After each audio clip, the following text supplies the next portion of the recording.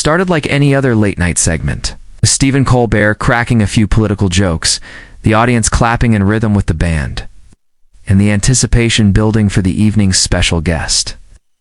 Eddie Murphy, comedy legend, film icon, and one of the most influential entertainers of the past 4 decades, was slated to appear, promoting his upcoming streaming special that promised to be a comeback in the stand-up world. As the intro music blared and the curtains parted, Eddie strutted onto the stage with his trademark charisma. The crowd stood to its feet, erupting in a loud, sustained cheer. He hugged Colbert, cracked a quick joke about the band's jazz style, and eased into his seat like a king returning to his throne. The interview began with warmth, laughter, and casual back and forth. But by the 15-minute mark, a sudden shift occurred that no one in the room or watching at home saw coming. Colbert, always known for his sharp wit and political edge, pivoted the conversation toward a more serious note. "Eddie," he began, "your early comedy specials were brilliant, but let's be honest, also controversial, filled with content that some people today might find offensive." Murphy raised an eyebrow but smiled, seemingly unfazed. "That was the 80s, he replied. "Everything was different. We wore leather suits, said wild things, and no one had Twitter to tell us we were canceled." The audience laughed, though a few groans echoed faintly in the background. Colbert pressed on. "But don't you think artists have a responsibility to evolve? To acknowledge past mistakes?" His tone wasn't aggressive, but it had an undertone of challenge. Eddie Murphy, never one to back down from a challenge, leaned forward. "Here's the thing. Stephen," Eddie began, his smile fading slightly. "People grow. I've grown. I've said publicly I wouldn't do some of that material today. But if you're asking me to apologize for who I was 35 years ago, I'm not going to play that game." The tension in the room was palpable.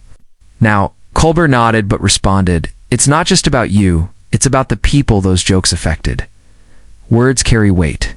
Murphy narrowed his eyes, sat back, and the playful demeanor melted into something more grounded, more pointed. "So you're saying I can't joke unless the world's perfectly comfortable with it? That's not comedy, that's censorship." But the undertone was unmistakably serious. The exchange quickly drew the attention of the audience, many of whom began whispering or shifting in their seats. Colbert tried to pivot again, asking about Murphy's influence on modern comedians, but Murphy didn't take the bait. "You brought this up," he said, "so let's talk about it." He launched into a thoughtful and tense monologue about how cancel culture was stifling creativity, how comedians were walking on eggshells, and how the same public that once laughed was now weaponizing morality against the very people who gave them joy. "If Richard Pryor, George Carlin, or Lenny Bruce were alive today," Eddie said, "they'd probably be banned from every platform. That's not progress. That's paranoia dressed as justice." Colbert attempted to play moderator, reminding Eddie that many marginalized groups felt empowered by holding public figures accountable. "Accountability and crucifixion aren't the same," Murphy shot back. "And some of the loudest voices calling people out haven't done anything creative in their lives. They just sit and judge. That's not how art works." He paused, looked directly at Colbert and added, "You want comedians to be honest? Raw and fearless, but only if it makes people feel good. That's not comedy. That's propaganda." The audience was now divided. Some applauded, others sat stunned, unsure how to respond.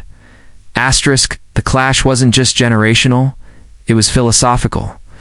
Colbert, representing a newer breed of politically conscious entertainers, was trying to navigate the delicate space between comedy and responsibility. Eddie, forged in a different era, was defending the essence of unfiltered expression. It wasn't a yelling match, wasn't theatrical. It was two men, both brilliant in their own domains, clashing over what it meant to be an artist in a world that's constantly shifting its definitions of what's acceptable. What made the moment unforgettable wasn't just the words exchanged, but the intensity with which they were delivered. Murphy was composed, but his frustration simmered beneath every sentence. Colbert, clearly aware of the rising stakes, tried to de-escalate with a lighthearted jab. "So, should we just cancel this part of the interview?" Eddie didn't laugh, stood up, adjusted his jacket, and said calmly into the microphone, "No need to cancel anything, Stephen. Think we're done here?" The audience gasped. A few clapped nervously, thinking he might be joking. But he wasn't. Without waiting for a commercial break, Eddie Murphy walked off the set. His exit as smooth and deliberate as his entrance. Colbert sat still for a moment, processing what had just happened. Then he turned to the camera and said, with a forced chuckle, "Well, folks, sometimes comedy gets real." The show cut to commercial, but the damage or the impact had already been done. Twitter exploded. Clips from the interview began circulating within minutes. Eddie Murphy walks off.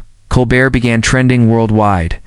Some viewers were furious at Colbert for cornering Murphy. Others applauded him for confronting the issue. And millions more were simply stunned.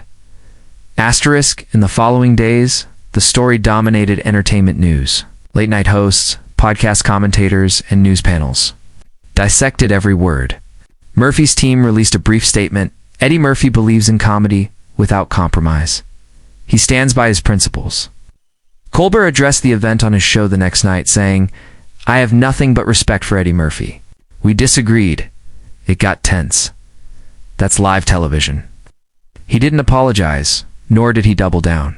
The moment stood on its own, unresolved, raw, and deeply reflective of the current cultural divide.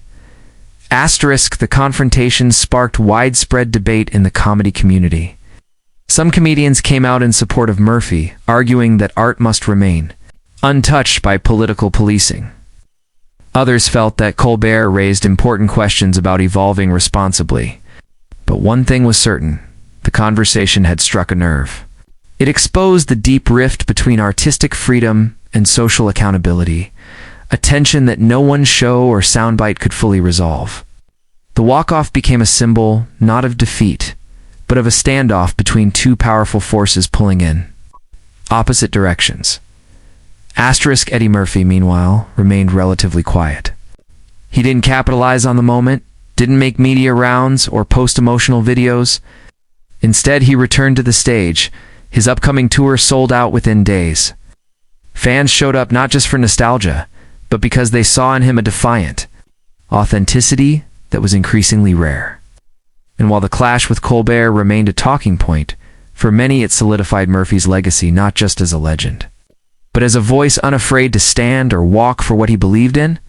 In retrospect, it wasn't about who was right or wrong. It was about two worldviews colliding under the studio lights.